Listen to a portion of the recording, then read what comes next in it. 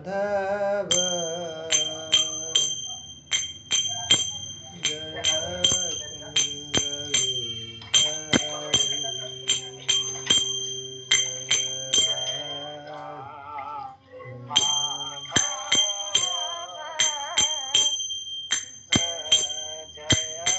कुंज बिहारी जय राधा माधव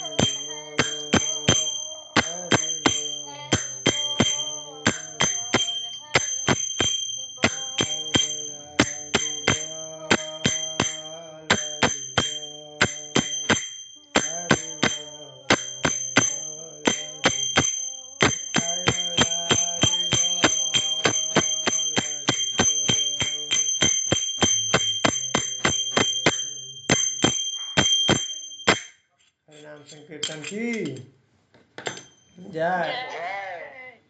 हरे कृष्ण महामंत्र की जय। श्री श्री राधा कृष्ण चंद्र भगवान की जय। श्री श्री लक्ष्मी नरसिंहदेव भगवान की, जगन्नाथ बलदेव सुभद्रा महारानी की, श्री श्री निताय गौरांग की जय। शिला प्रभुपाद की जय। शिला गुरुदेव की जय। अनंत कोटि वैष्णववृंद की जय। निताय गौर प्रेमानंद जय।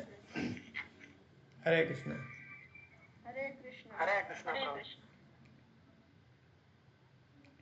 अच्छा है, सब लोग आज पार्टिसिपेट किए कीर्तन में, बहुत अच्छा लगा। ऐसे सब लोगों को कीर्तन करना चाहिए, भगवान का नाम बोलना चाहिए।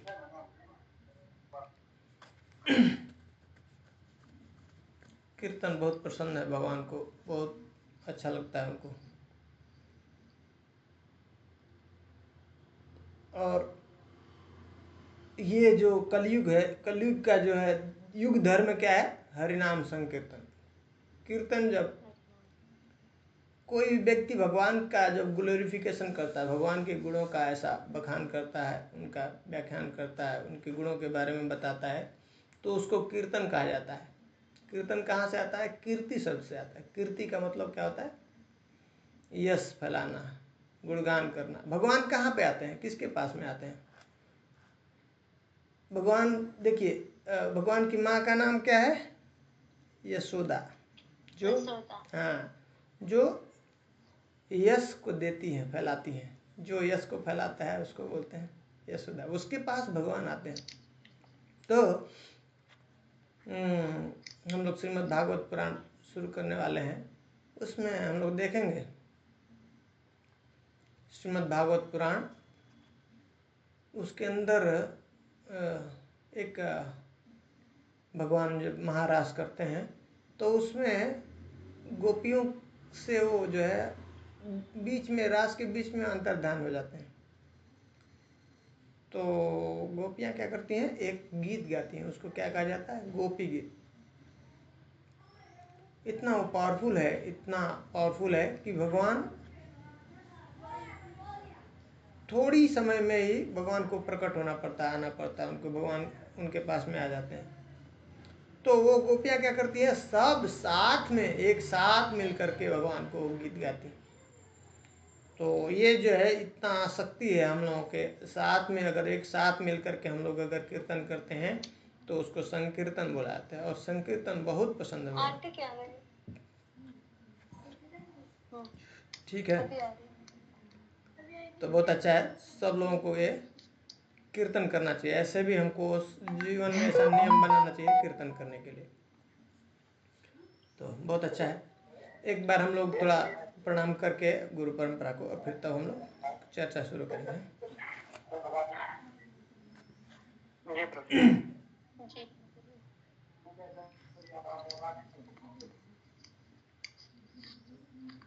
ओम ज्ञानतिमिरान्धस्य ज्ञानाञ्जनशलाकया चक्षुरुन्मिलितं येन तस्मै श्रीगुरुवे श्रीचैतन्यमनोभीष्टं स्थापितं येन भूतले स्वयं कदा मह्यं ददाति स्वपदान्तिकं। वन्देऽहं श्रीगुरुं श्रीयुतापदकमलं श्रीगुरुं वैष्णवंश श्रीरूपं साग्रजातं सहगण रघुनाथं वितं तं सजीवं साद्वैतं सावधूतं परिजनसहितं कृष्णचैतन्यदेवं श्रीराधा कृष्णपादा सहगण ललिता श्रीविशाखान्वितं च। हे कृष्ण करुणा सिंधु दीनबंधु जगत्पते गोपीश गोपिका कांत श्री राधाकांत नमोस्तुते तप्त कांचन गौरांगी श्री राधे वृंदावनेश्वरी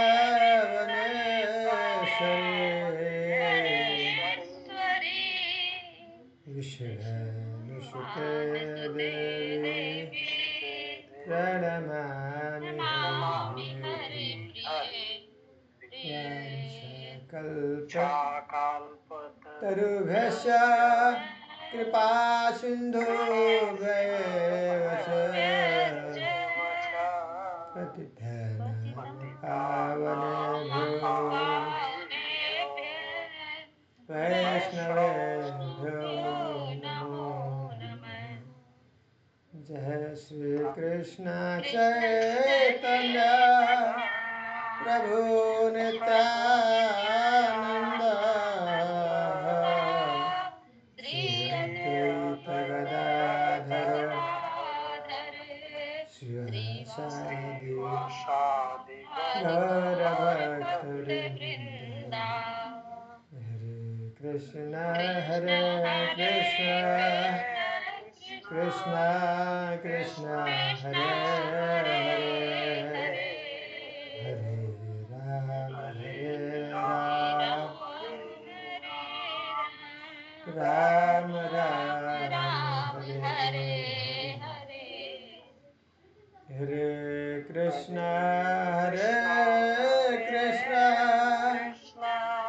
कृष्ण कृष्ण हरे हरे हरे राम राम हरे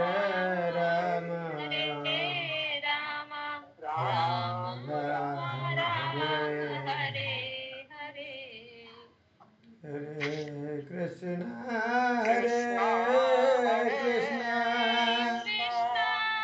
कृष्ण कृष्ण हरे हरे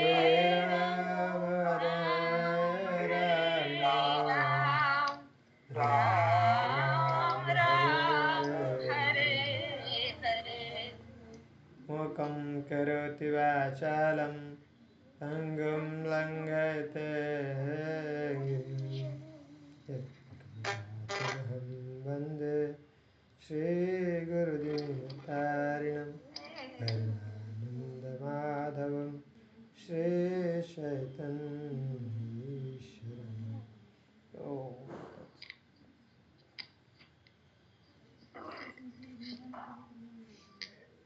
हरे कृष्ण।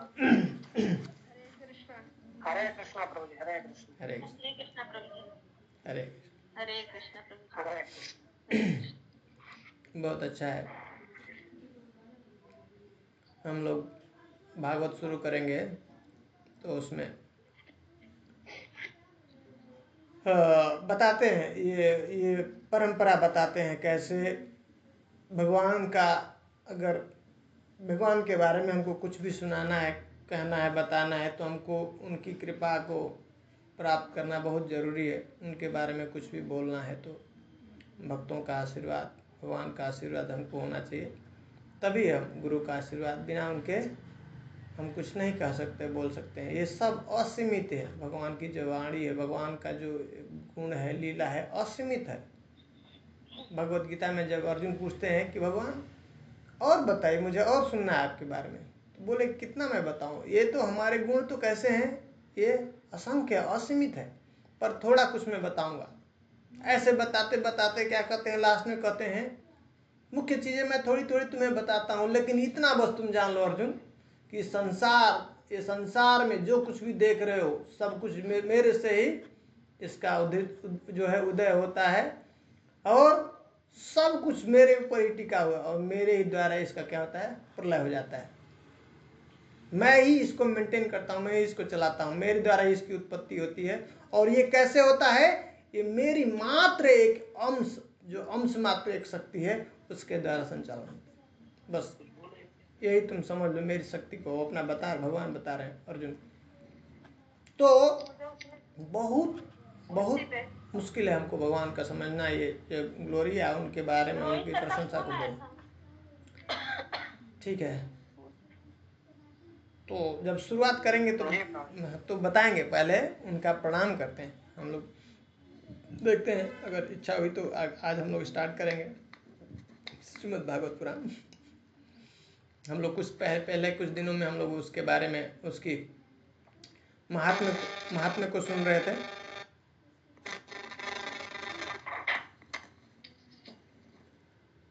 तो उससे जाने से पहले थोड़ा हम लोग कुछ विषय के बारे में चर्चा करेंगे।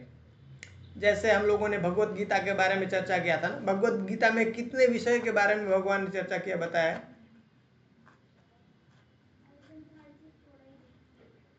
जी प्रभु जी। भगवान ने जो भगवत गीता जो बताया अर्जुन को, तो भगवत गीता में कितने कुछ टॉपिक हैं, कितने जो सब्जेक्ट हैं उसके बारे में जो है उन्होंने चर्चा किया भगवान ने। कितने विषय हैं? 5 विषय। 5 प्रभु जी। हाँ, क्या क्या है? अभी सारे टॉपिक बताए नहीं है प्रभु जी। अच्छा, नाम क्या है आपको पता है? कौन कौन सा टॉपिक के बारे में बात की? नहीं प्रभु जी, एक ही सिर्फ कि ये सृष्टि क्यों बनाया, ऐसा कुछ बता रहे हैं। अच्छा देखिए, उन्होंने बताया जीव के बारे में बताया था। हेलो प्रभु जी, है क्या? बताइए जा। जी प्रभु जी, लो प्रभु जी जुड़ गए। अच्छा ठीक है, तो बहुत इंपॉर्टेंट विषय है ये जो हम लोग आज अभी डिस्कस करने जा रहे हैं। उसके बाद अगर समय मिलेगा तो हम लोग आगे चर्चा करेंगे, भागवत पुराण शुरू करेंगे।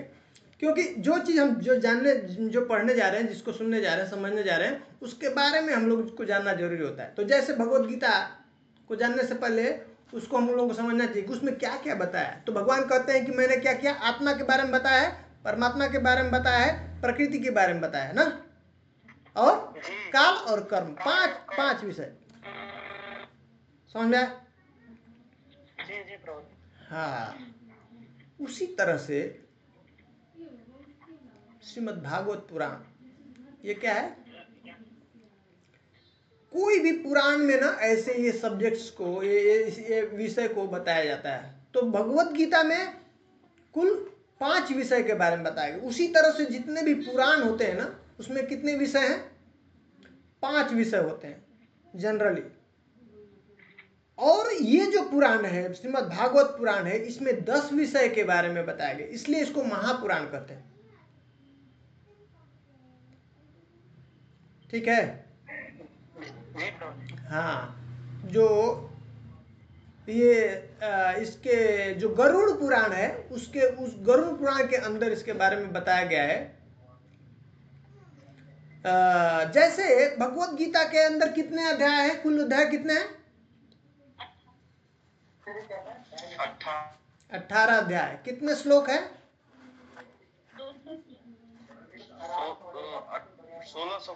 700 श्लोक है।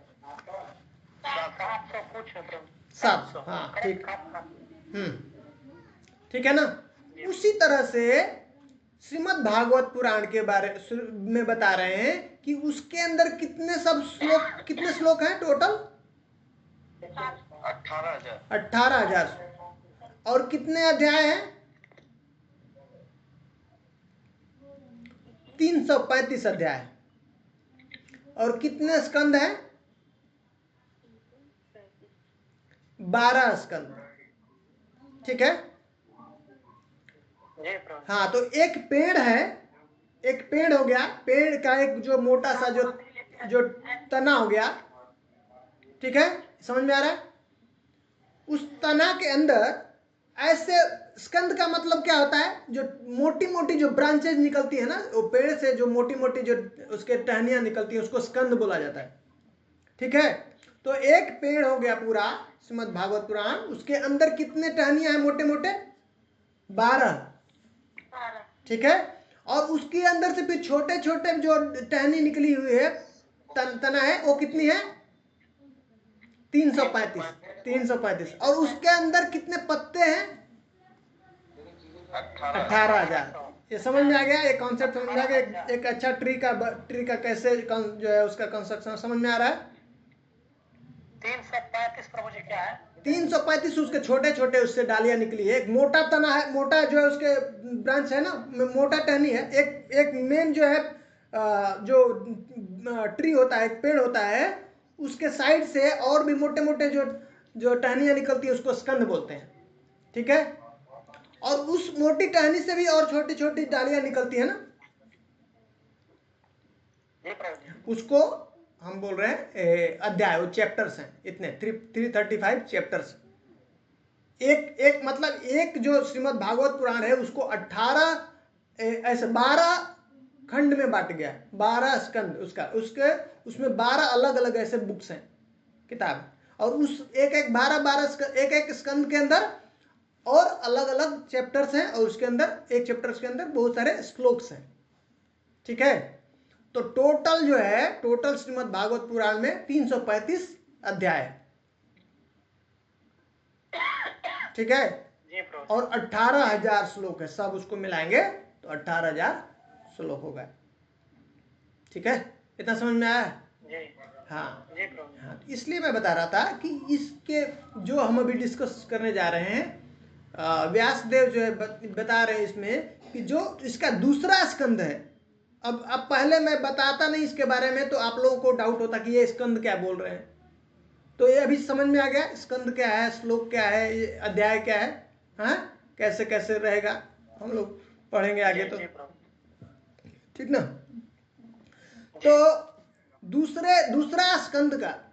स्कंद में 10वां अध्याय, 10वां अध्याय, ठीक है, उसमें ये श्रीमद् भागवत पुराण में जो क्या 10 सब्जेक्ट मैटर है जिसके ऊपर डिस्कस कर रहे हैं, जिसके बारे में बता रहे हैं, चर्चा कर रहे हैं, उसके बारे में ये लिख रहे हैं, बता रहे हैं। क्या कहते हैं? अत्र सर्गो विसर्गश्च स्थानम पोषणम उतय मनवांतर ईशानुकथा निरोधा मुक्ति आश्रय। ये 10 विषय क्या क्या है? अत्र सर्गो विसर्गश्च, क्या कर रहे हैं? सर्ग, पहला क्या है? सर्ग, उसके बाद क्या है? विसर्ग। अत्र सर्गो विसर्गश्च स्थानम पोषणम उतय। ठीक है, समझ में आ रहा है? सर्ग, उसके बाद विसर्ग, फिर उसके बाद स्थान, फिर पोषण, फिर उतय, उसके बाद मनवांतर ईशानुकथा, मनवांतर ईशानुकथा निरोधा मुक्ति आश्रय। ये 10 विषय है, उसके बारे में श्रीमद् भागवत पुराण में चर्चा कर रहे हैं भगवान। जैसे भगवत गीता में 5 विषय के बारे में चर्चा किए थे कि जीवात्मा क्या है, परमात्मा क्या है, भगवान कौन है, हम कौन है, जीव कौन है, प्रकृति कौन है, ये संसार क्या है, फिर ये काल क्या है, कर्म क्या है, उसके बारे में चर्चा किया। उसी तरह से यहाँ पे भगवान 10 विषय के बारे में बता रहे हैं। अत्र सर्गो विसर्गश्च स्थानम पोषणम उतय मनवांतर ईशानुकथा निरोधा मुक्ति आश्रय। अब हम लोग थोड़ा थोड़ा उसके बारे में एक एक के बारे में समझने का प्रयास करेंगे कि ये सर्ग है क्या, सर्ग का मतलब क्या होता है। ठीक है, सर्ग का मतलब क्या होता है? सर्ग का मतलब जो पहला फर्स्ट जो क्रिएशन है, पहला क्रिएशन, जो सबसे पहले जो सृष्टि करता है, उसको कहते हैं सर्ग। जैसे अगर हमको एक घर बनाना है तो घर बनाने के लिए हमको क्या क्या जरूरत पड़ता है? सामान की जरूरत पड़ेगी ना, सामग्री चाहिए ना, हमको ईंट चाहिए, पत्थर चाहिए, जो है सीमेंट चाहिए, बालू चाहिए, है ना, छड़ चाहिए, ये सब चाहिए। फिर हमको मिस्त्री से भी बात करना पड़ता है जो घर बनाएगा, है ना। तो पहला जो व्यक्ति है, जो ये कौन करता है? ये ओनर करता है, मालिक करता है। मालिक जिसको घर बनवाना है वो सब ये सब ले आकर के रॉ मटेरियल जो है दे देता है। और फिर जब वो किसी जो मिस्त्री को बुलाएगा और बोलेगा भैया ये जो है सामान है और आप ऐसा ऐसा आप घर बना देना। तो जो पहला जो चीज दिया, जो लेके आया, ये सब व्यवस्था किया, उसको बोलते हैं सर्ग। और फिर जब अब मिस्त्री उसको ले करके दोनों को सबको उसमें जो है ईंट को बालू को जो है सीमेंट को एक साथ जब मिक्स करके ऐसे और ऐसे एक एक जो है दीवार खड़ा करता है, फिर छत बनाता है और एक तरह से पूरा फिर घर बनाता है, वो जो है उसको सेकेंडरी क्रिएशन कहते हैं। और दूसरी बार जो उसको बनाता है उसको क्या बोलते हैं? विसर्ग। ठीक है, समझ में आया? सर्ग क्या है? जो सबसे पहली बार जो क्रिएट करता है, जो जो संसाधन जो चाहिए, जो व्यवस्था चाहिए, वो सब व्यवस्था देता है, प्रोवाइड करता है, और फिर उस व्यवस्था से दूसरा कोई व्यक्ति उसको बनाता है, तो उसको विसर्ग कहते हैं। समझ में आ रहा है? जी प्रभु जी, आ रहा है। आ रहा है ना? तो सर्ग में भगवान ने क्या क्या चीजें, क्या क्या मटेरियल दिया? हम लोगों ने पढ़े थे ना, प्रकृति के बारे में पढ़ा था ना। प्रकृति में कितने होते हैं तत्व? 24 तत्वों के बारे में हम लोगों ने देखा है ना। हाँ, उसमें क्या क्या देखा? पंचभूत देखा था। हाँ हाँ हाँ हाँ हाँ, बहुत सुंदर। और फिर हम लोगों ने देखा 5 इंद्रियां आते हैं, 5 कर्म इंद्रिया, 5 ज्ञान इंद्रिया।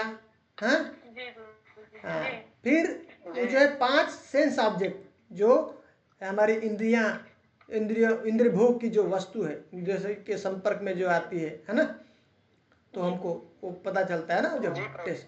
तो ये 15 हो गया, 15 और 5 20। हाँ, और हमने देखा मन और बुद्धि और अहंकार को भी देखा था, ये जो सूक्ष्म है, जो हमको दिखता नहीं। और फिर मन बुद्धि अहंकार के बाद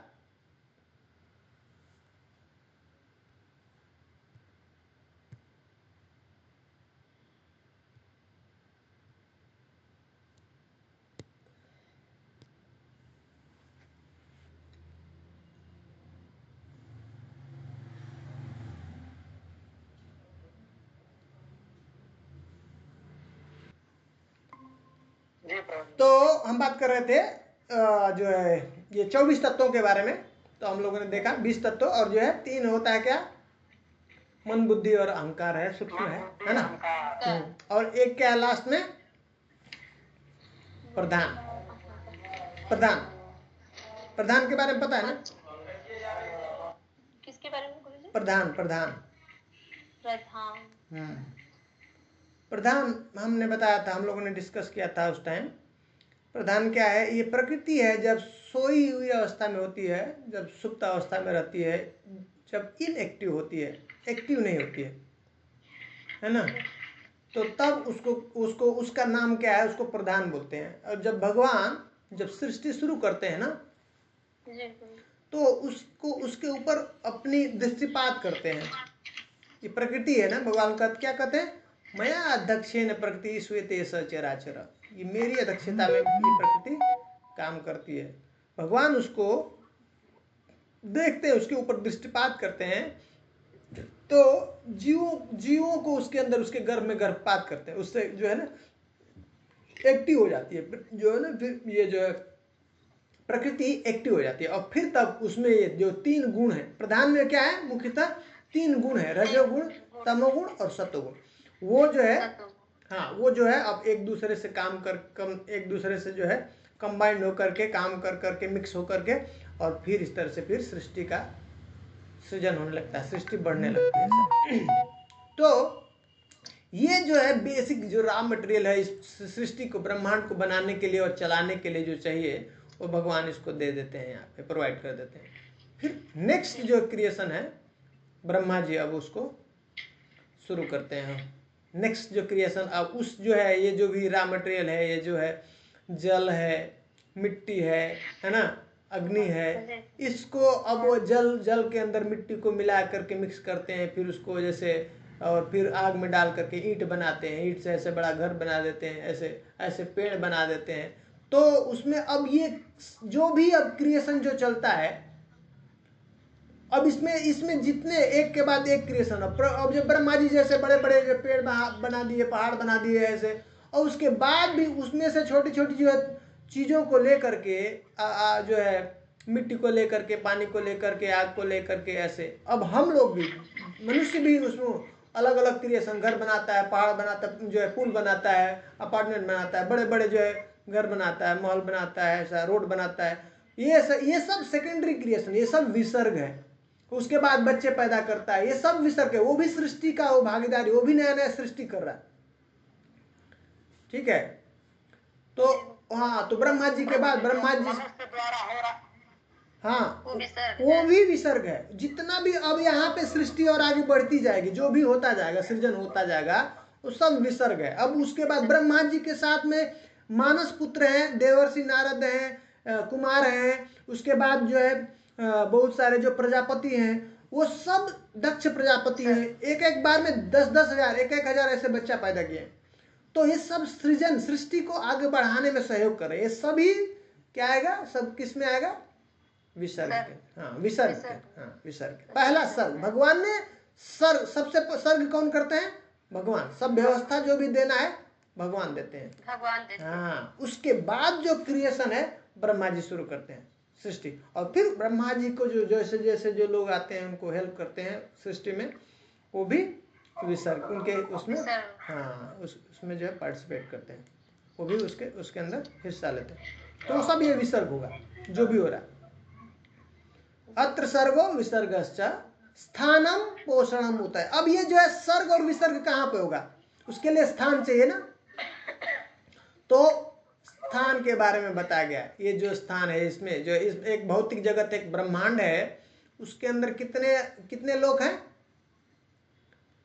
14 लोग। 14 लोग। हाँ 14 हाँ, ऐसे अनंत ब्रह्मांड है इस भौतिक जगत में, अनंत ब्रह्मांड है। जैसे कि एक आकाश के अंदर कितने चांद सितारे हैं ना, चांद तो नहीं, चांद तो एक है, पर ऐसे सितारे कितने, उस तरह से ये एक ब्रह्मांड के अंदर हमको इतना दिखते हैं। लेकिन ऐसे और भी अनंत ब्रह्मांड है जिसमें अलग अलग जो है ब्रह्मांड के अंदर ऐसे सेम ऐसे चांद और सितारे और सूर्य और सब जो देवी देवता और सब ये 14 लोक मिलते हैं। 14 लोक सब अनंत, सब जितने भी ब्रह्मांड है उसमें रहते हैं। तो अलग अलग ये जितने भी ये लोक हैं, है ना, अतल है, अतल वितल सुतल तलातल रसातल, है ना, पाताल लोक हो गया। फिर ऐसे ऊपर जो जाते हैं तो भूर भुवः स्वः महाजना तप और सत्यलोक, ऐसा सबसे ऊपर का जो लोक है अपना ब्रह्मलोक है, ब्रह्मा जी का लोक। तो ये स्थान के बारे में बताया। ये जो हम लोग पढ़ने जाएंगे तो पंचम स्कंद है, उसके अंदर क्या है, मुख्यतः स्थान के बारे में बताया। ये सब जितने यहाँ पे लोक है ना, ये भौतिक जगत में भी मृत्यु लोक है, जो धरती का लोक भूलोक है, इसके यहाँ पे भी उसका पूरा डिटेल्स में बताया, कहाँ पे कैसे कैसे क्या है, कौन कौन राजा है ना, आए हैं सब, वो सब बहुत सुंदर से बताया। सब बहुत पूरा पंचम स्कंद डिटेल्स में बताया, पूरा भारत के बारे में, भारतवर्ष के बारे में, भारत भूमि के बारे में, उसकी महत्ता को बताया। उसको हम लोग पढ़ेंगे तो समझ में आएगा कि क्या हम लोग, क्या महान है भगवान की, क्या हम लोगों के ऊपर कृपा है, ऐसे जगह हम लोगों का जन्म हुआ है भारत भूमि में, भारतवर्ष में। उसमें बताएंगे अलग अलग जो है द्वीप हैं, बहुत इंटरेस्टिंग है। जो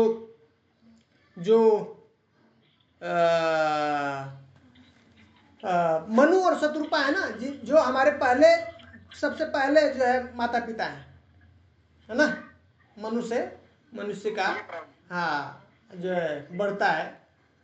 तो उनसे पहले जो बच्चे हुए उनका नाम क्या है, जो उनके 2 बेटे हुए, कुमार प्रभु जी, क्या नाम है,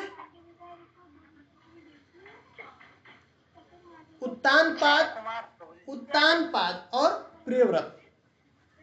मनु और शत्रुपा के 2 बेटे, पहले जो बेटे हुए, बड़े बेटे का नाम प्रियव्रत है और छोटे बेटे का नाम उत्तानपाद था। ठीक है, और 3 बेटियां हुई थी पहली सृष्टि में, 2 बेटे और 3 बेटियां। 3 बेटियां, उनका क्या नाम था, अकुति, प्रकुति और देवहूति। अब हाँ, है ना, तो ये जो पहले जो बेटे हुए प्रियव्रत, तो वो जो है ना गृहस्थ आश्रम को धारण करने के लिए वो मानने स्वीकार नहीं कर रहे थे। बोले मैं भजन करूंगा भगवान का। वो चले गए थे भजन करने के लिए, काफी समय तक भजन किए। तो मजबूरी में उत्तानपाद को राज्य संभालना पड़ा, चलाना पड़ा। लेकिन उनके जाने के बाद, गुजरने के बाद एक समय हम लोग आगे पढ़ेंगे, बहुत बहुत सुंदर है, बहुत बहुत अच्छा से जो बता रहे हैं इसके बारे में भागवत पुराण में, सब बहुत सुंदर से डिटेल्स में हम लोग इसके बारे में पढ़ेंगे। तो कुछ एक समय आता है कि जब अब कोई गद्दी को चलाने के लिए रहता ही नहीं, बचता नहीं, तो ब्रह्मा जी को वापस ये रिक्वेस्ट करके मनु महाराज स्पेशली रिक्वेस्ट करते हैं प्रियव्रत महाराज को कि अब आओ और संभालो, राज्य को चलाओ। तो आते हैं। उस समय में इतने वो पावरफुल होते हैं कि उनको लगता है कि ये रात क्यों होती है, रात नहीं होना चाहिए है। तो वो एक अलग से सूर्य बना देते हैं रात जी। अब हम लोग, अब पता नहीं आप लोगों को अगर इंटरेस्ट होगा तो हम लोग आगे समझेंगे। जैसे सूर्य ऐसे घूमता है ना, राउंड में घूमता है, हाँ, और जो पोर्शन है कवर हो जाता है ना, ये जो बीच में जो ये चंद्रमा और जो प्लेनेट आते हैं, जिस वजह से अब वो जो पार्ट, उस पार्ट पे जो है ना जहाँ पे सूर्य का प्रकाश नहीं पहुंचता है, वहाँ पे अंधेरा हो जाता है, उसको रात बोलते हैं।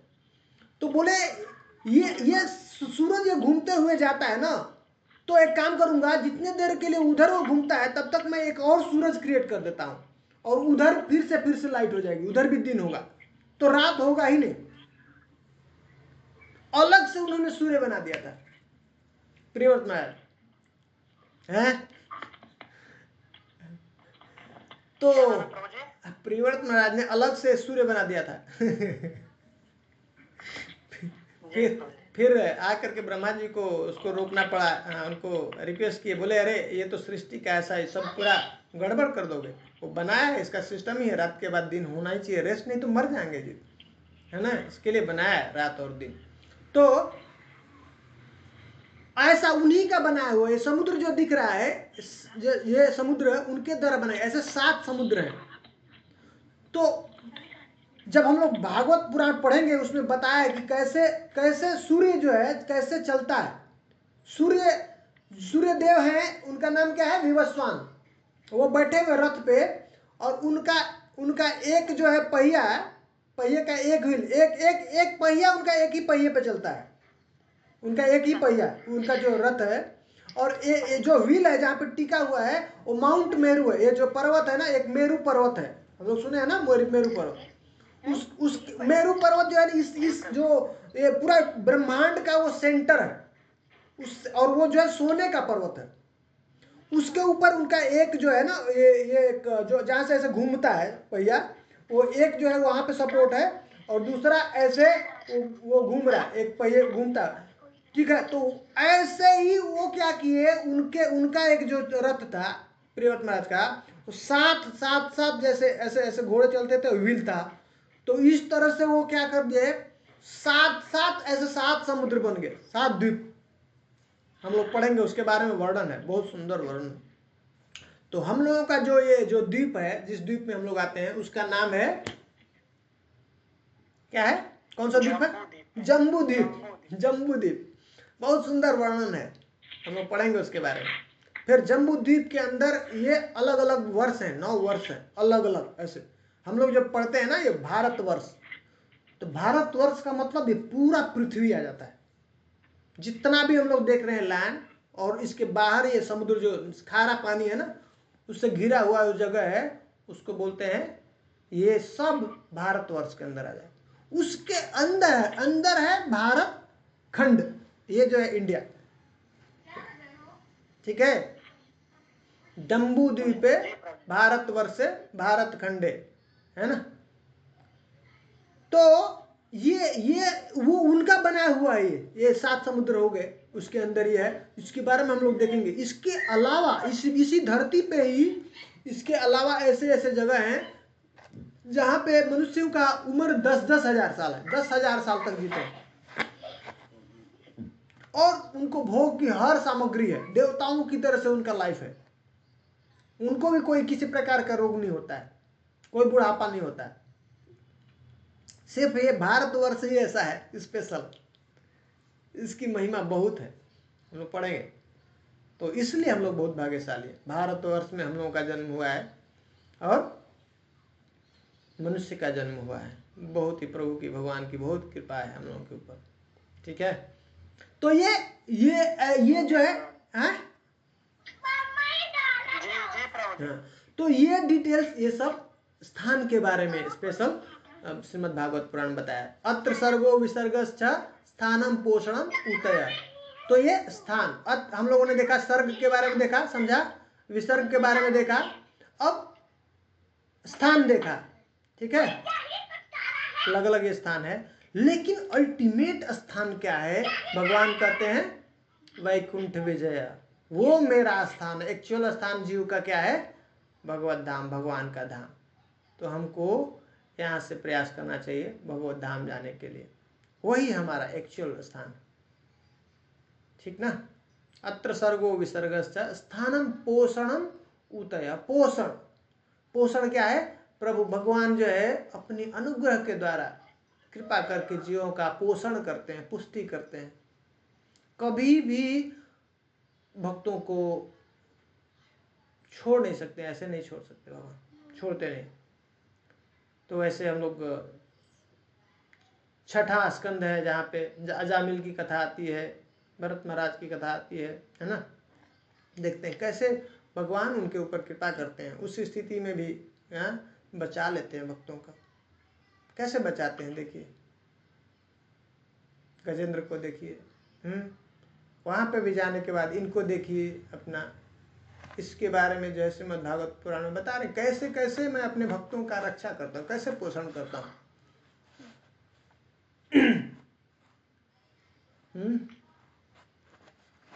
वृतासुर में जो है, वो वृतासुर का कथा में हम लोग देखते हैं कैसे शरीर उनका बदल जाता है, उसके बावजूद भी कैसे उनको संभालते हैं भगवान, कैसे उनका रक्षा करते हैं ना। तो ये हम देखेंगे भक्तों के बारे में, कैसे भक्तों का पोषण कैसे करते हैं भगवान अपनी कृपा के द्वारा। ये जो है इसको बोलते हैं पोषणम। और ऊतया, ऊतया, उति का मतलब क्या होता है? कर्म वासना। जीव जो भी कर रहा है यहाँ पे, जो भी कर्म करता है उसकी एक वासना होती है। वासना का मतलब क्या है?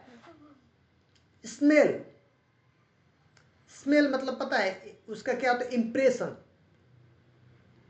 हाँ, जैसे कोई जगह कुछ कोई चीज गंदा हो गया ना, गंदा गिर गया, गंदा पड़ गया, यहाँ कहीं पे भी अगर लैट्रिन है, किसी ने लैट्रिन कर दिया और वो स्पॉट साफ कर दिया, साफ करने के बाद भी वो स्थान पे क्या रहता है? स्मेल बना रहता है, पड़ा रहता है, गंदगी स्मेल आती है, गंदी स्मेल आती है।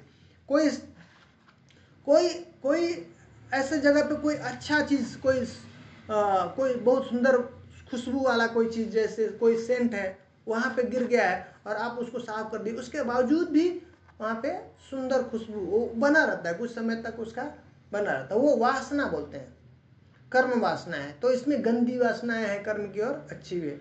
हाँ, अच्छे कर्म कर सकते हैं या बुरे कर्म कर सकते हैं, दोनों वासनाएं हैं, दोनों की, सबकी वासनाएं। जो जीव जैसा कर्म करेगा उसके हिसाब से उसकी वैसी वासनाएं हमारे साथ में रहती है। वासना कहाँ पे रहती है? किसके साथ चलती है? कहाँ स्टोर होती है? ये जो हम लोग, हाँ हाँ, ये मन स्टोरेज हाउस है हम लोगों का। जो भी करते हैं वो जा करके मन के अंदर स्टोर होता है। मन के अंदर दो विभाग है, एक कॉन्शियस बोलते हैं, एक सब कॉन्शियस माइंड है। एक कॉन्शियस माइंड है।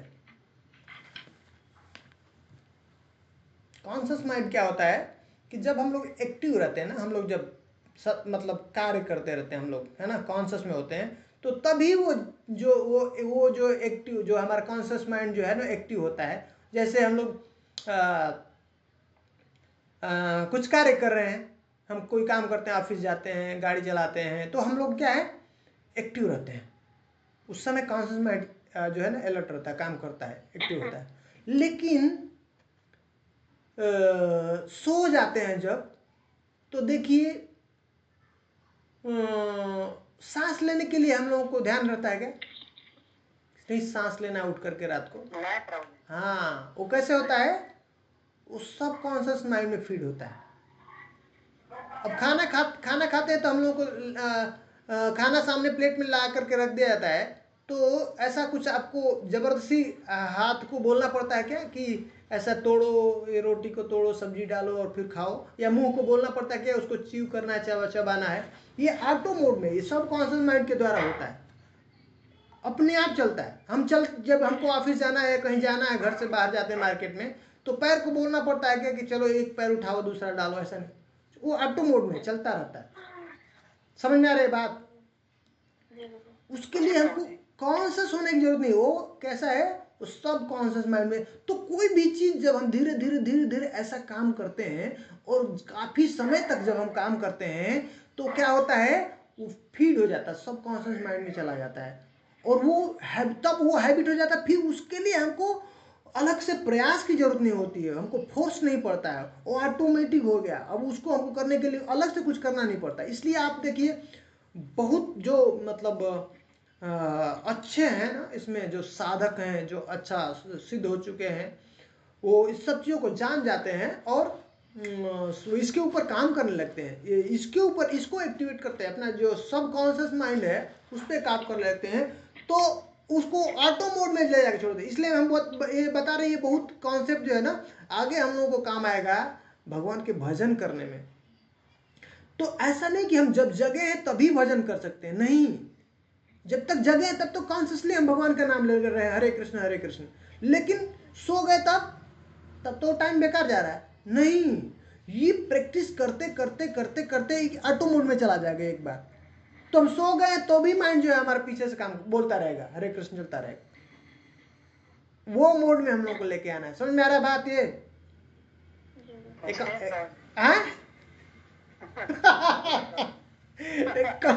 एक कॉन्सेप्ट समझ में आ रहा है, बहुत पावरफुल है, ये जानना जरूरी है, इसलिए मैं इसको डिस्कस कर रहा हूँ। हाँ, वहां लेके आना है। 24 आवर उस स्टेज में क्या होता है? 24 आवर हम चाहे या नहीं चाहे कर रहे हैं, हमको अलग से उसके लिए करने की जरूरत नहीं। अभी जैसे जबरदस्ती बोलना पड़ता है हरे कृष्ण नहीं, अभी उस टाइम आपको आप कुछ भी कर रहे हैं, बैकएंड में जो है माइंड जो है आपका हरे कृष्ण जप कर रहा है, वो चलेगा ही, चलता रहेगा, जब चलता रहता है। ऐसे ऐसे भक्त हैं, ऐसे उनके ऐसे शरीर से जब आवाज निकलती रहती है ऐसे। अभी कुछ समय पहले की बात है, कुछ भक्त हैं यहाँ पे हरिनाम के बारे में ऐसा वो चर्चा कर रहे थे, और उन्होंने जब वो बोल रहे थे कि शरीर के रोम रोम से नाम निकलने लगता है। मन तो छोड़ दीजिए, मन तो फिर भी सटल है, शरीर के रोम रोम से हर एक शरीर के पार्ट जो है नाम लेने लगता है। सब वो जो है ना, सबके अंदर जान हो जाती है, सजीव हो जाता है। सोचिए, ये सब डेड है। वही मैं बता रहा था उस दिन, जब भगवान के भगवत धाम जाता है शरीर से, वो स्पिरिचुअल बॉडी मैनिफेस्ट हो जाती है, उसका आध्यात्मिक शरीर जो ओरिजिनल उसका स्वरूप है वो मैनिफेस्ट हो जाता है, प्रकट हो जाता है। तो तब वो सब जीव है उस स्थिति में, वहां पे ये रोम रोम से भगवान का नाम निकलने लगता है। तो वो बोल रहे थे कि उसी स्थिति में ऐसा होता है। तो वहां पे जो लोग वो सुन रहे थे, उनको लग रहा था, विश्वास नहीं हो रहा था, तो उनको बुलाए, एक पाइप मंगाए, और पाइप से अपने शरीर के अंदर ऐसे एक पाइप का जो एक उसका हिस्सा है अपने शरीर में डाले, और दूसरा वाला हिस्सा उनके कान में लगाए, और वो जिनको ऐसे डाउट हो रहा था उनको सुनाया। जहां जहां उसको लगा रहे सुना रहे, सब जगह से नारायण नारायण नारायण निकल रहा है आवाज। समझ में आ रहा है? ये पावर है। हाँ, तो वैसे ही हमारे मन से निरंतर भगवान का नाम अपने आप चलने लगेगा, अपने आप चलने लगेगा। वो शुरू में हमको उसको तब तक करना, तब तक जब तक ऑटो मोड में नहीं पहुंच जाता, ये ध्यान देना। तो हमको सोते जागते चलते उठते बैठते नहाते खाते जो भी कर रहे हैं अलर्ट रहना। अरे नाम तो लिया नहीं, शुरू में हमको प्रयास करना पड़ेगा। बच्चे को कैसे खिलाते हैं, शुरू में उसको मुश्किल होता है, चलने के लिए मुश्किल होता है, सिखाना पड़ता है उसको। माँ उसको बोलती है उठो उठो उठो, चलो चलो चलो चलो आप।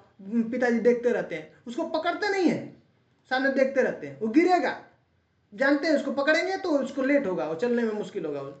जो बच्चे को ज़्यादा सपोर्ट देती माँ, ज़्यादा उसको जो है ना ज़्यादा दुलार करेगी ना, उसको चलने में बैठने में वो स्ट्रांग नहीं रहेगा, वो समय समय काफ़ी समय लग जाएगा।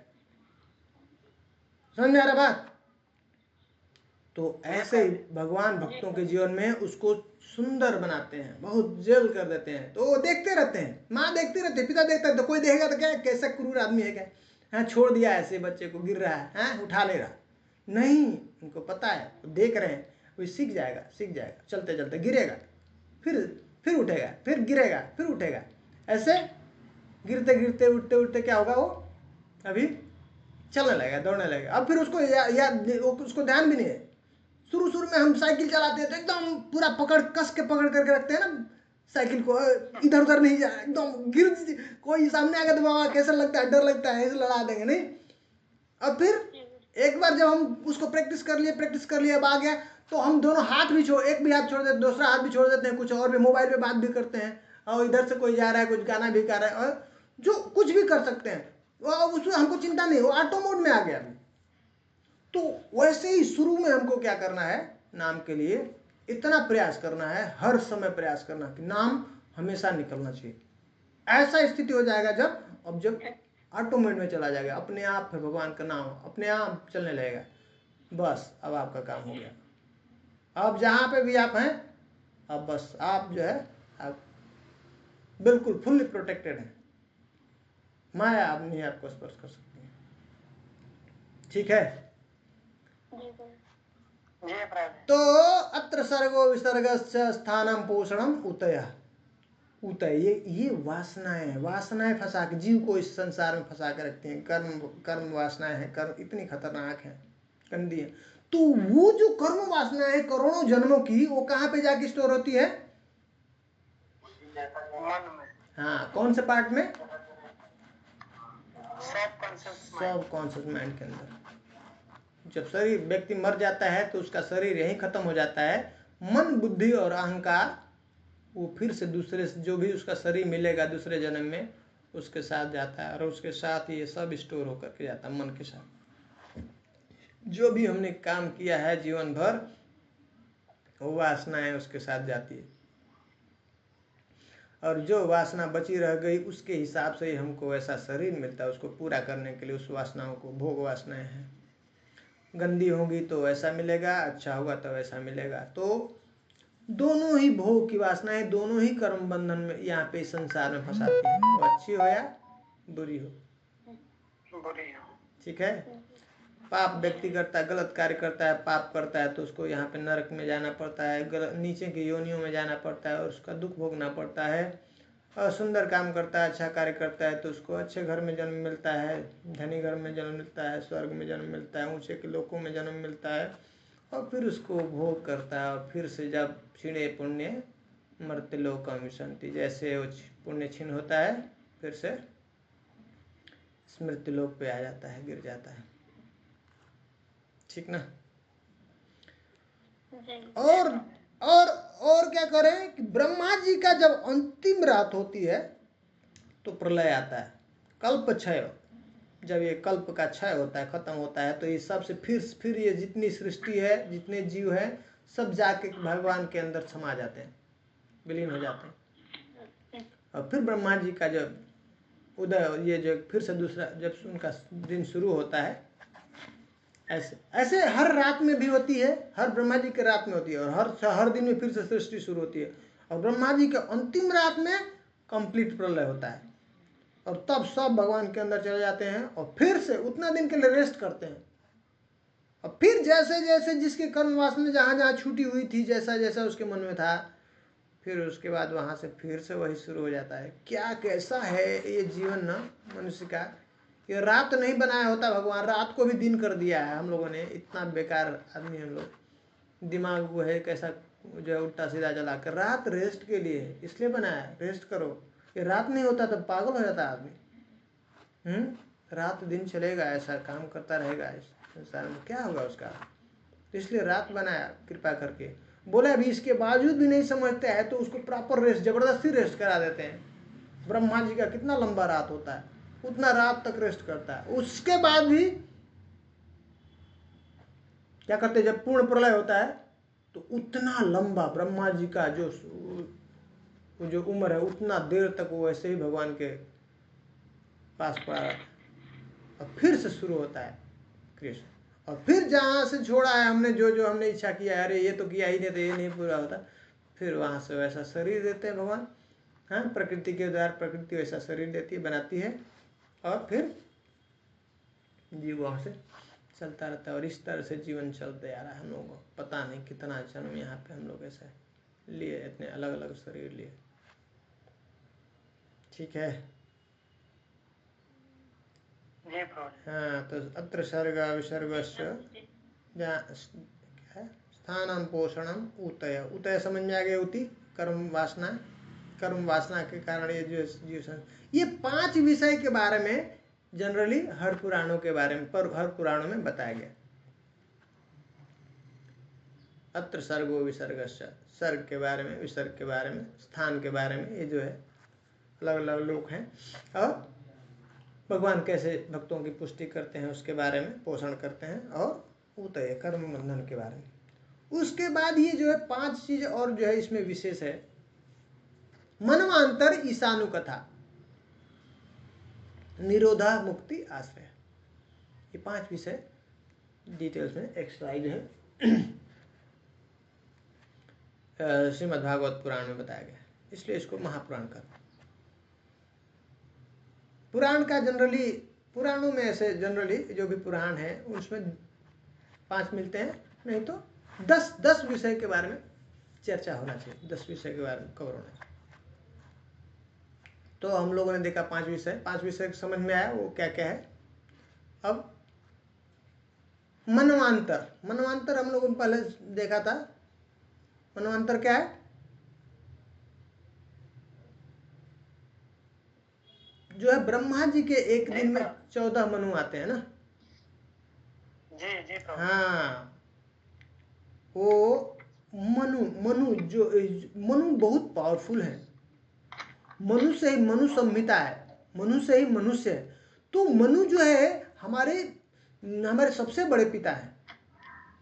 जैसे घर परिवार में एक पिता होते हैं ना, मुखिया होते हैं ना, उस तरह से हैं। उनको चिंता होती है बच्चों को कि बच्चे कैसे अपना जीवन सही से बिता सकते, कैसे उनको अच्छे से सिखाते हैं, बताते हैं ऐसा करना अच्छा रहेगा तुम्हारे लिए, ये ऐसा करोगे तो दिक्कत होगा।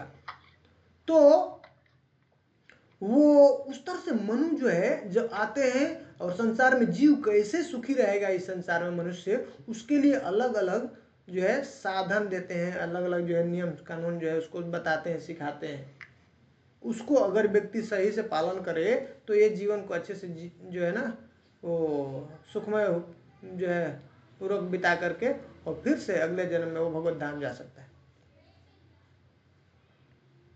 मनवांतर, तो मनु के समय में आते हैं, अलग अलग जो मनु आते हैं उनके बारे में बताया, 14 मनु हैं उनके बारे में, और उनके बीच में उनके जो शासन काल में जो है अलग अलग जितने भी राजा हैं उनके बारे में चर्चा किया। ठीक है, अभी कौन से मनु हैं हम लोग वैवस्वत मनु के अंडर में हम लोग चल रहे हैं। इसके पहले जो थे चक्षुषा मनु थे। ठीक है, हम लोग उनका कहानी सुने हैं। सत्यव्रत मुनि है, सत्यव्रत मुनि, वो राजा थे पिछले कल्प में।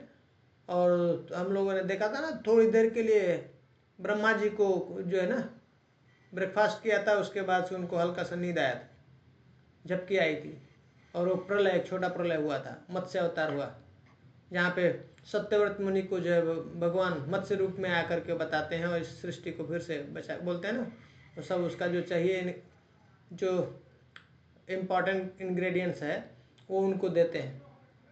तो वही सत्यव्रत मुनि अभी जो है वैवस्वत मनु का रोल है। अभी हमारा जो मनु है, 7वें मनु, वो कौन है? वैवस्वत मनु। ठीक ना? हाँ, वैवस्वत मनु, इन्हीं को कह रहे हैं। ये किसके हैं? सूर्यदेव के बेटे हैं। कह रहे हैं ना, एवं विवस्वते योगम प्रोक्तावान अहम अव्ययम। विवस्वान मनवे प्राहो मनु इक्ष्वाकु अब्रवीत। भगवान कह रहे हैं अर्जुन, मैंने ये ज्ञान तुमको अभी दे रहा हूँ, इसको तुम्हारे बताने, यहाँ पे तुमको बताने से पहले करोड़ों साल पहले मैंने ये ज्ञान किसको दिया था? सूर्यदेव विवस्वान को दिया था। हाँ, और फिर वो सूर्यदेव ने अपने बेटे किसको? मनु को दिया था। कौन सा मनु? वैवस्वत मनु। हाँ, अविवस्वान मनवे प्राहु। मनु को बताया, और मनु इक्ष्वाकु होते, और फिर मनु ने किसको बताया? इक्ष्वाकु को। और फिर से ये जो रामचंद्र का ये जो वंश है, इस तरह से ये जो है परंपरा में ये ज्ञान आ रहा था। लेकिन क्या हुआ? एवं परंपरा प्राप्तम इमं राजर्षयो विदु सकाले नेहमता योगो नष्टः परंतपः। ये जो है ज्ञान जो है परंपरा के द्वारा प्राप्त किया जाना चाहिए, बता रहे भगवान। एवं परंपरा प्राप्तम, मुझे परंपरा के द्वारा ही समझ सकते हो, जान सकते हो। एवं राजर्षयो विदु, ये जो राजा और ऋषि होते थे इसको जानते थे, परंपरा के द्वारा जानते थे, सीखते थे। सकाले नेहमता योगो नष्टः परंतप। लेकिन ये समय के काल के दौरान जैसे जैसे बीतता गया, क्या होगा? ये योग जो है, ये ज्ञान है, लोग उसको अलग अलग तरीके से समझने लगे। इसलिए अब मैं ये ज्ञान तुमको फिर से दे रहा हूँ। कर भगवान ना वो, तो ये वैवस्वत मनु है, ठीक है ना? विवस्वान के पुत्र है। सूर्यदेव का नाम क्या है? विवस्वान, जो अभी सूर्यदेव, ठीक ना? तो मनवांतर ईशानुकथा, अलग अलग जो मनु के बारे में मनवांतर जो है बता रहे हैं, और ईशानुकथा जहां पे ईश मतलब ईश्वर भगवान, अनुकथा मतलब भगवान की कथा या भगवान और उनके भक्तों की कथा के बारे में बताया गया। यहाँ स्पेशली बहुत सुंदर अलग अलग भगवान के अवतारों के बारे में वर्णन किया गया, ठीक है? मनवांतर ईशानुकथा निरोधा मुक्ति आश्रय, हम लोग पढ़ेंगे। तीसरे अध्याय में भी जो लिस्ट बता रहे हैं, भगवान जो है व्यासदेव जो है अलग अलग कितने जो अवतार है भगवान के, मत्स्य अवतार है ना, वरा अवतार, कुर्म अवतार, वामन अवतार, परशुराम अवतार, नरसिंह अवतार, राम अवतार, हाँ, ऐसे अलग अलग ऐसे 20-22 जो है अवतारों के बारे में बता रहे हैं, लिस्ट दे रहे हैं। ऐसे हम लोग जो है उसके बारे में डिटेल्स में फिर आगे उसको सुनाएंगे, भगवान बताएंगे व्यासदेव जी। तो ईशानुकथा बहुत सुंदर, और ऐसे भक्तों के बारे में, भगवान और भक्तों की कथा, उसको ईशानुकथा। अत्र सर्गो विसर्गश्च स्थानं पोषणं मुतया मनवांतर ईशानुकथा। निरोधा मुक्ति आश्रय। निरोध, निरोध का मतलब क्या है? स्टॉप कर देना, रोक देना या प्रलय कर देना, खत्म कर देना। किसी प्रकार को, कोई भी चीज, अच्छी चीज को रोक दो या बुरी चीज को रोक दो, ठीक है? तो 12वां स्कंद जो है अंतिम स्कंद है, जिसके बारे में कलयुग के बारे में बताया, बहुत बहुत बढ़िया से बताया। कलयुग में लोगों का क्या हाल होगा, कैसी स्थिति रहेगी, बहुत बुरा हालत हो जाएगा।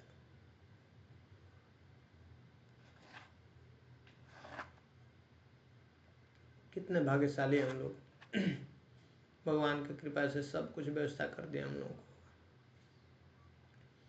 प्रभुपाद जी से किसी ने प्रश्न किया एक बार कि प्रभुपाद कलयुग के अंत में क्या होगा? तो कह रहे हैं कि कोई प्रीचिंग, कोई प्रचार नहीं रहेगा। ये कृष्ण का अभी जो कृष्ण भावनामृत का प्रचार दिख रहा है, जो हम बता रहे हैं, सब जाकर के लोगों को बोल रहे हैं भगवान का नाम लो, कथा करो, कीर्तन करो, सुनो, प्रसाद खाओ, आनंद में रहो, ये कुछ नहीं मिलेगा। ऐसा हो जाएगा स्थिति, नदियां सूखने लगेंगी, सूख जाएंगी, पानी नहीं रहेगा, लोग मरने लगेंगे। ये जो भी हम लोगों को अभी खाने के लिए अन्न मिल रहा है, अनाज मिल रहा है, सब कुछ खत्म हो जाएगा, सब नहीं मिलेगा।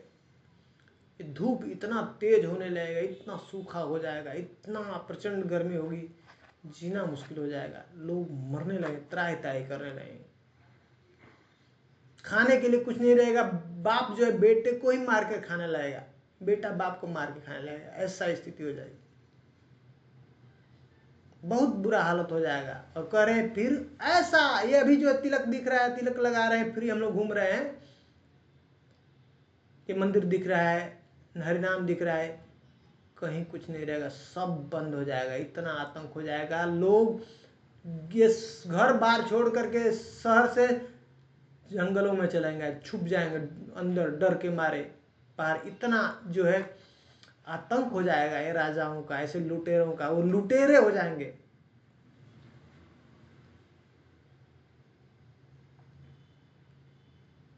बहुत ही भयंकर स्थिति हो जाएगी। सामने ही इतना अत्याचार होगा, माँ बहनों के सामने कोई व्यक्ति कुछ देख करके भी उसको कुछ कह नहीं सकता, बोल नहीं सकता है, ऐसा उसका स्थिति हो जाएगा। बहुत बहुत भयावह स्थिति आ जाएगी कुछ ही समय के बाद। बोल रहे हैं बस 10,000 साल, ये स्वर्ण युग है, कलयुग का स्वर्ण युग है अभी जो चल रहा है। उस समय, अब उस समय जब कली एकदम चरम पे हो जाएगा, अंत समय जब आएगा, तब भगवान जो है कल की अवतार में आएंगे, जिनका जन्म कहाँ पे होगा?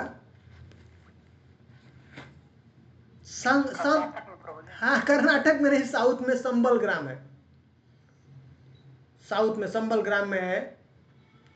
विष्णु यश उनका जो है माता पिता रहेंगे, उनके बारे में बताया, वहाँ पे जन्म होगा। और क्या करेंगे, शास्त्र में बताया भगवान के बारे में। कोई ऐसे बोलने लगता है कि मैं भगवान हूँ ना, तो इसलिए हम लोगों को विश्वास नहीं करना चाहिए। क्या पूछना चाहिए शास्त्र में किधर लिखा है? तो जो भी भगवान जब आते हैं उनके बारे में पहले सब बताया रहता है। भगवान ने बोला ना मैं आऊँगा, तुम चिंता मत करो। देवताओं को बोला ना मैं आऊँगा, देवकी वसुदेव के यहाँ जन्म लूँगा, तुम लोग चलो, है ना, वृंदावन में, मथुरा में। तो उसी तरह से कल्कि आएंगे, कल्कि भगवान, उनके बारे में, उनके कब आएंगे, क्या करेंगे, उनका एक्टिविटी क्या होगा, क्या पर्पज, क्या उनका उद्देश्य क्या रहेगा, क्यों आएंगे, वो सब बताया है। उस तरह से हम समझ सकते हैं भगवान। तो कल की अवतार में आएंगे भगवान, और क्या क्या करेंगे? सफेद घोड़े पे ऐसे तलवार के साथ, और जितने भी दुष्कृति हैं, जितने दुष्ट हैं, क्या कर देंगे? नो प्रीचिंग, अब प्रचार नहीं, सिर्फ उनका गला खत्म करें, काटेंगे। और उसके बाद सिर्फ कौन बचेगा?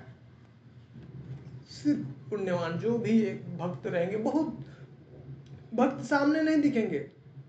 उस दिन जो मैं बात कर रहा था ना, जो 12 अलवार हैं, उसमें से हमने सुना एक अलवार है, अभी से वो जो है जमीन के अंदर चलेंगे, अभी समाधि में। वो कलयुग जब खत्म होगा, खत्म होने को होगा, जब खत्म हो जाएगा, तब वो फिर से बाहर आएंगे। समझ में आ रहा है? उस समय सबको खत्म कर देंगे, क्योंकि अब उसके बाद से फिर से सतयुग का शुरू करना है। तो सतयुग में ऐसे दुष्ट नहीं रहेंगे, सतयुग में सिर्फ संत रहेंगे, साधु भक्त, सबका खत्म, सब पूरा ऐसा सुंदर सात्विक फिर से माहौल बनाना है। तो ये सब खत्म करेंगे, सबको काट देंगे, खत्म कर देंगे। कल की अवतार है भगवान जब आएंगे, और फिर वहां से सतयुग का शुरू होगा। तो 12वां स्कंद है, उसमें कलयुग के बारे में बताया कि कैसे इसको खत्म करेंगे। और जगहों पे यहाँ पे बताया कि कैसे भक्ति के द्वारा हम इस कली को खत्म किया, कली के प्रभाव को हम खत्म कर सकते हैं। तो ये क्या है? निरोध। और कैसे प्रलय होता है, इस सृष्टि का प्रलय कैसे होता, खत्म कैसे होता, उसके बारे में बताया। समझ में आया? जी प्रभु जी। हाँ, ये निरोध है। निरोध मुक्ति आश्रय।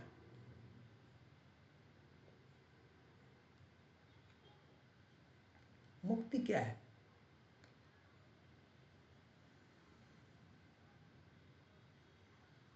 मुक्ति हित्वा अन्यथा रूपम, ये क्या है?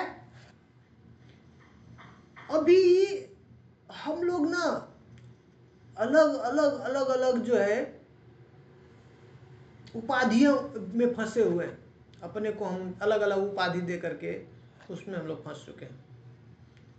हम कभी सोचते हैं हम जो है पति हैं, हम कभी सोचते हैं पत्नी हैं, हम कभी सोचते हैं भाई हैं, हम सोचते हैं कभी गुरु हैं, हम सोचते हैं कभी शिष्य हैं, हम सोचते हैं कभी ब्राह्मण हैं, कभी डॉक्टर हैं, कभी इंजीनियर हैं, कभी मैनेजर हैं। ऐसे अलग अलग प्रकार की उपाधियां हमने डाल रखा है। तो सर्व उपाधि विनिर्मुक्तम तत्परत्वेन निर्मलम, वो उस स्थिति में हमको आना पड़े। इस स्थिति में जब आ जाएंगे, क्या है? सर्व उपाधि विनिर्मुक्तम। ये सब शरीर की उपाधियां हैं। ये सब किसका डिजिग्नेशन है, किसका नाम है? इस सिर्फ शरीर का। सर्व उपाधि विनिर्मुक्तम, ठीक ना? तत्परत्वेन निर्मलम, जब हमारा एकदम जो है सत्व जब निर्मल हो जाएगा, सुंदर हो जाएगा हृदय, हाँ, वो स्थिति, उस स्थिति में हम सब ये गंदगी से मुक्त हो जाएंगे। यही मुक्ति है। ये काम क्रोध लोभ मोह मद मात्सर्य ये हमारे अंदर जो पड़ा हुआ है, भरा हुआ है, इससे हम मुक्त हो गए, निर्मल हो गए। तब हम जब जान जाते हैं क्या है अपना स्वरूप, ओरिजिनल स्वरूप, तब हमको पता चलता है। जब क्लीनिंग हो जाती है, जब शीशे के अंदर हम अपने चेहरे को देखते हैं, तो अगर शीशा वो आईना जो है आपका काफी समय से साफ नहीं किया है, तो क्या है, हमारा चेहरा ठीक से दिखेगा? उसमें दिखता नहीं, बहुत मुश्किल से ध्यान देना पड़ता है और धुंधला दिखता है, अच्छा नहीं दिखता है। लेकिन वही उसको हम लोग अच्छे से साफ कर देते हैं, क्लीन दिखने लगता है। उसी तरह से हमारा हृदय अभी कैसा हो चुका है, ये अशुद्ध हो चुका है।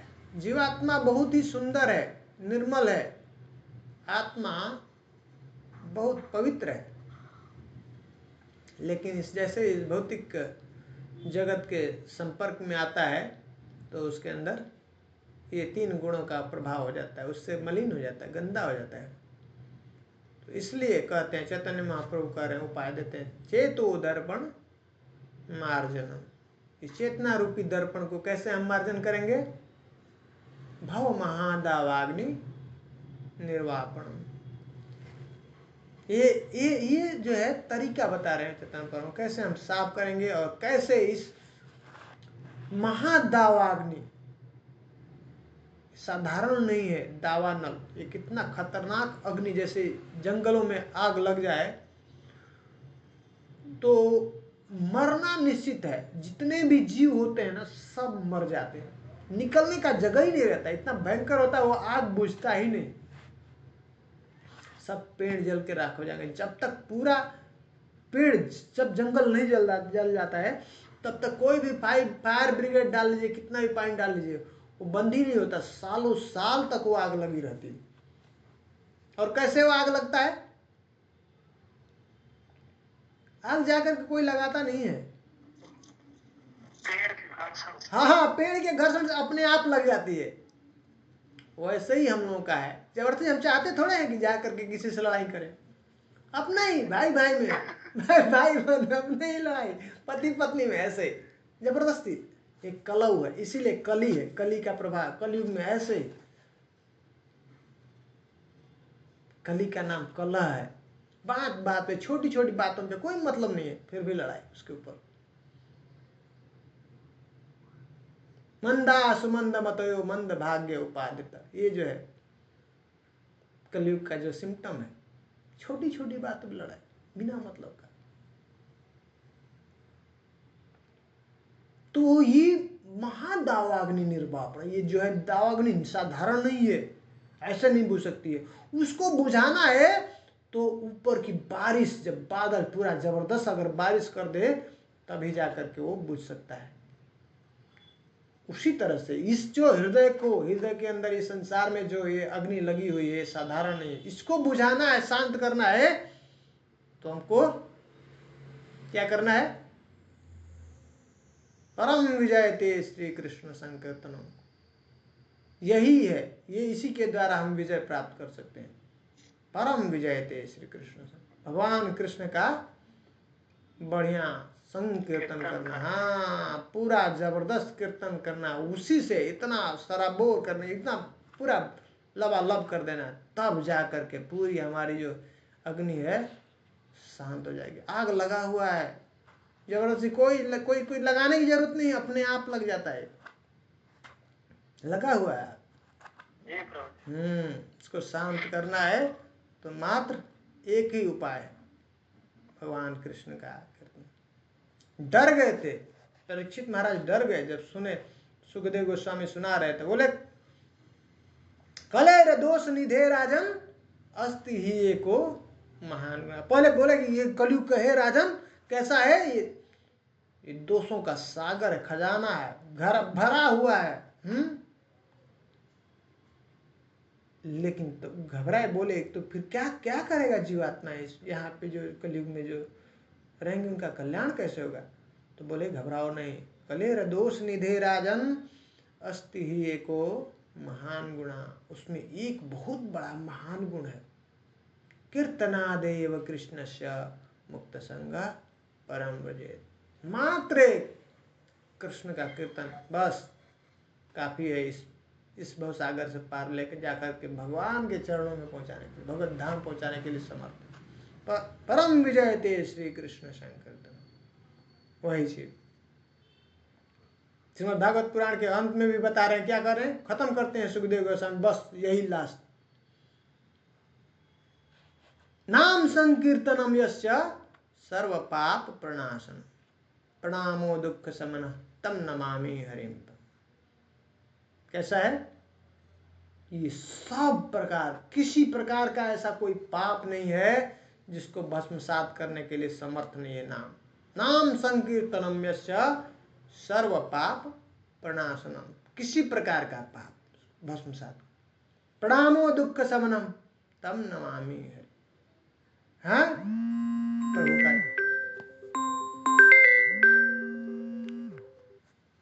प्रभु का नाम इतना पावरफुल है, भगवान का कीर्तन। तो हम लोग बहुत भाग्यशाली हैं, ये समय बहुत प्रभु की कृपा से मिला है, ऐसा सुंदर सब अवसर मिला है। ये जीवन को व्यर्थ नहीं गंवाना है, जाने नहीं देना है इसको, बस पकड़ लेना भगवान के चरणों को कसकर। कैसे पकड़ सकते हैं, भगवान के नाम के द्वारा। भगवान अपने को हम लोगों को सुलभ कर दिए हैं नाम के द्वारा। भगवान के नाम में और भगवान में कोई भेद नहीं, ठीक है। हम लोग मुक्त हो सकते हैं, जीते जी इस संसार में मुक्त हो सकते हैं। भगवान ने सब साधन दे दिया है, कलयुग में बहुत कृपा करके दिया है। ये कुछ ही समय तक रहेगा, फिर ये बहुत स्थिति खराब हो जाएगी, बहुत बुरा होने वाला है। ये हम लोग भाग्यशाली हैं। ये जो समय चल रहा है कलयुग का स्वर्णिम युग है, स्वर्ण युग है कलयुग का, फिर ऐसा नहीं आएगा समय। निरोध मुक्ति आश्रय। तो ये हमने जितने भी 9 प्रकार के 9 विषय के बारे में जो चर्चा किया है श्रीमद् भागवत पुराण में, ये सब गौण है, गौण है मतलब ये सब सपोर्टिव है। मेन जो सब्जेक्ट है क्या है, आश्रय। जो लास्ट जो सब्जेक्ट मैटर है 10वां, वो क्या है, भगवत आश्रय।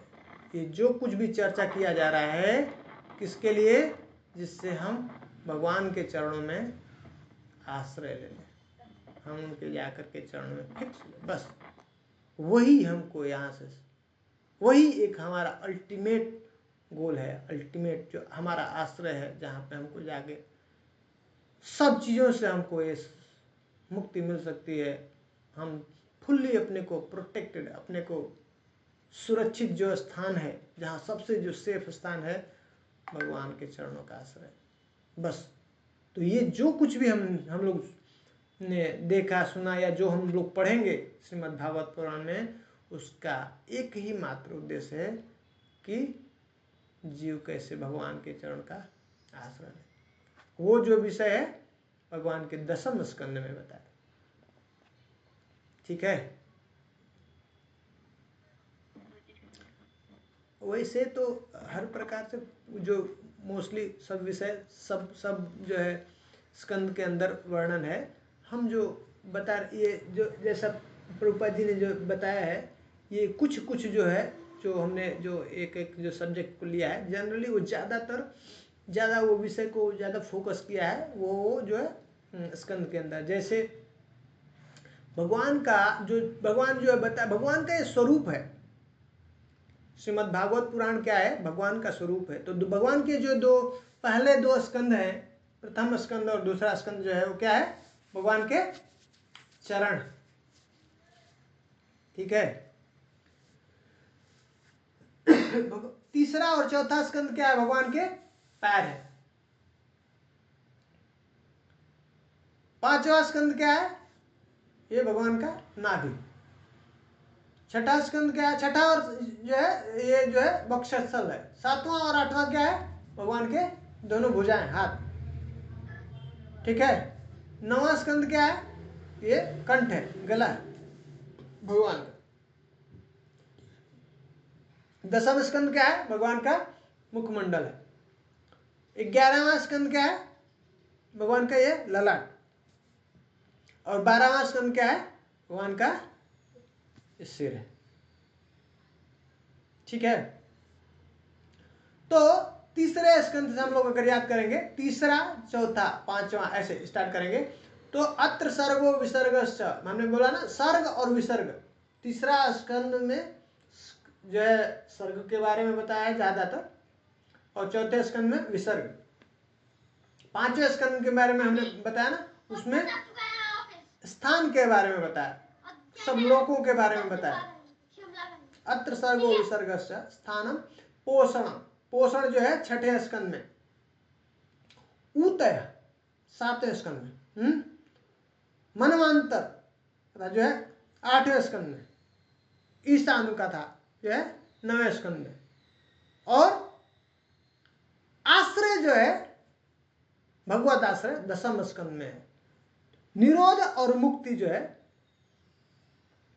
मुक्ति बहुत कैसे जो है हम जो है अपने स्वरूप में आएंगे वो 11वें स्कंद में बताया है।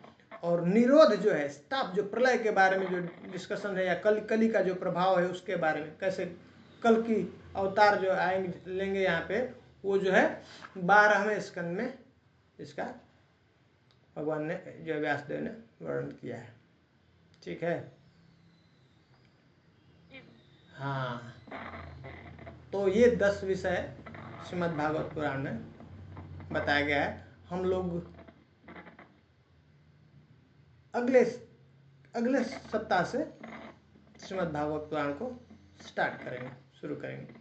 अगर किसी का कुछ आज का डिस्कशन से किसी का कुछ प्रश्न है या कुछ ऐसे जानकारी लेना चाहते हैं, कुछ पूछना चाहते हैं तो पूछ सकते हैं। फिर हम लोग अगला संडे से फिर स्टार्ट करेंगे। 5 बजे से शुरू करेंगे, 5 से 6 करेंगे। ठीक है। आज का जो हमने चर्चा किया सब समझ में आया ना? कोई प्रॉब्लम तो नहीं?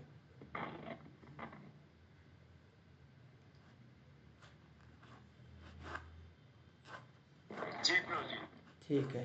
तो फिर आज हम लोग यहीं पे उसको